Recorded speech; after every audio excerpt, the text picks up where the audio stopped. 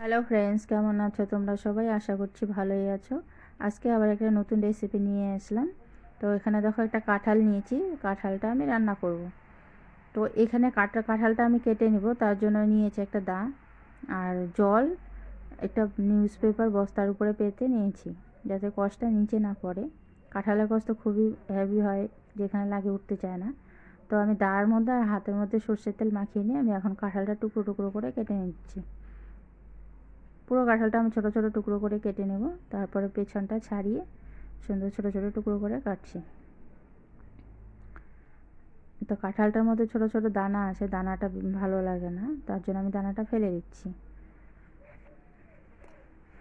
দানাগুলো ফেলে নিয়েছি, এখন আমি ছোটো ছোটো টুকরো করে পুরো কাঁঠালটা একইভাবে কেটে নিচ্ছি। তো দেখো একইভাবে পুরো কাঁঠালটা আমার কাটা হয়ে গেছে। এখন এটাকে ভালো করে ধুয়ে আমি সেদ্ধ করতে দেবো। আর এখানে ছোটো ছোটো টুকরো করে আমি আলু নিয়েছি, আলুগুলো দিয়ে দিলাম আর দিয়ে দিলাম পরিমাণ মতো লবণ, হলুদ।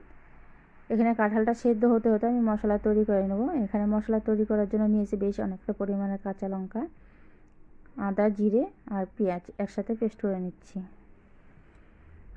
এখানে আমি কড়াই গরম করতে বসিয়ে দিয়েছি। আমি একটা ভাজা মশলা তৈরি করব। তো দিয়ে দিলাম একটা তেজপাতা, গোটা ধনিয়া, জিরে আর দেব গোটা গরম মশলা আর সামান্য পরিমাণ আমি রাঁধুনি দিয়েছি। তোমরা যে না পছন্দ করলে নাও দিতে পারো, তো আমার বেশ ভালো লাগে। ওই কড়াইতেই আমি চিংড়ি মাছগুলোকে ভাজতে দিয়ে দিলাম। মাছগুলো ভাজা হতে হতে এখানে আমি কাঁঠালটা মেখে নেব। কাঁঠালটা মাখার জন্য এখানে আমি ধনিয়া গুঁড়ো, জিরে গুঁড়ো, কাশ্মীরি লঙ্কার গুঁড়ো আর পরিমাণ মতো পেঁয়াজ কুচি আর যে মশলাটা আমি পেস্ট করে রেখেছিলাম সেই মশলাটা এখানে দিয়ে আর উপর থেকে দিয়ে দেবো কাঁচা তেল, দিয়ে ঠিক মাংসর মতো করে মেখে রেখে দেবো। তো কিছুক্ষণের জন্য আমি মেখে রেখে দিয়েছিলাম আর এদিকে আমার চিংড়ি মাছটাও ভাজা হয়ে গেছে। মাছটা নামিয়ে নিচ্ছি। মাছটা নামিয়ে ওই কড়াইতেই আমি দিয়ে দিলাম তেল। তেলটা একটু গরম হয়ে এলে ফোড়ন দিয়ে দেবো। ফোড়নের জন্য আমি এখানে নিয়েছি কয়েকটা গোটা জিরে, দুটো তেজপাতা আর কয়েকটা গোটা গরম মশলা দেব। ফোড়নটা একটু ভাজা ভাজা হয়ে এলে দিয়ে দিব আমি টুকরো করে কেটে রাখা টমেটো।